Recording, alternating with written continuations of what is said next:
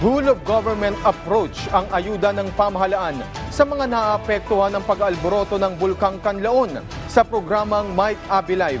Sinabi ni Office of Civil Defense Region 7 Director Joel Erestain na partikular sa pagbibigay ng tulong sa mga evacuees, walang patid ang pagtutulungan ng DSWD, DOH, DOLE, TESDA at iba pa.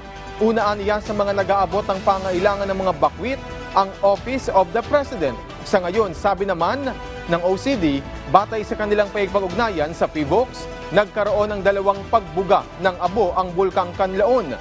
Hindi pa niya naaabot ng bulkan ang tinatawag na culminating activity dahil oras na maabot ito. Hudyat na ito na magiging downtrend na ang aktibidad ng bulkan.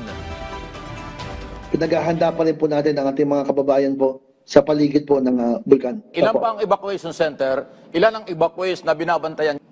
Sa ngayon po, ang evacuees po natin umaabot pa rin po ng 7,000 dito po sa Canlaon City. At mga halos ganun din po ang bilang po sa the rest of the Negros Occidental.